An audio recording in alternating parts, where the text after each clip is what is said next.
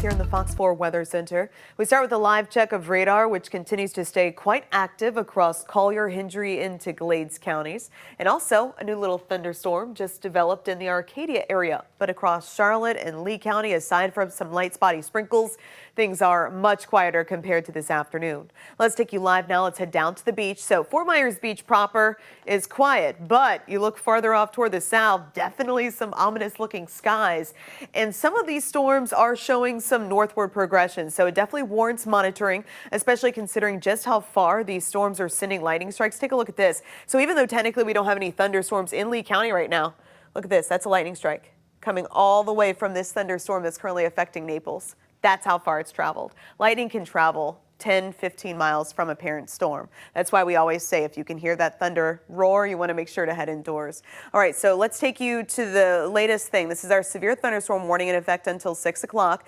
Now, this particular thunderstorm that is currently working its way through eastern Collier County, crossing over the county line, this storm is capable of producing wind gusts up to 70 miles per hour. So it will be affecting the Miccosukee Indian Reservation, as well as parts of Big Cypress, obviously also right along I-75. So if you have loved ones traveling on this stretch of I-75, just make sure that they are seeking shelter and not affected by it, because you can imagine just how intense that rainfall is right now.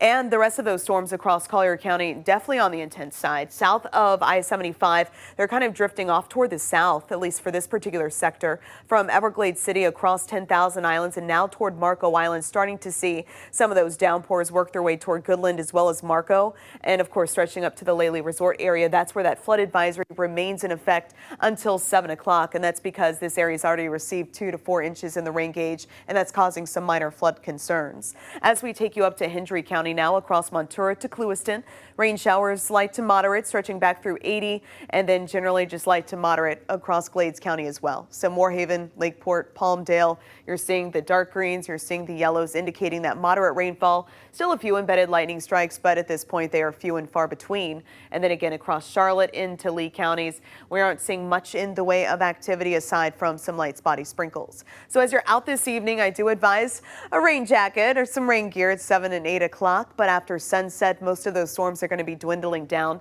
10 o'clock, cloudy, 79 degrees. Overnight, those clouds clear out, and we'll wake up tomorrow morning, sunshine and 76. So let's take you through that hour-by-hour timeline for what you can expect. By 8:30, right around sunset, we'll still have a few showers and storms lingering, especially for the southern side of Collier County. Otherwise, for the rest of us, cloudy skies are expected. By 10 o'clock, storms are clearing out for all of southwest Florida, and then after midnight, those clouds will be clearing as well. So we'll kick off tomorrow morning, mostly sunny skies. Light winds out of the southeast are expected, and then for the coastline, they'll become more southwesterly as we head into the afternoon.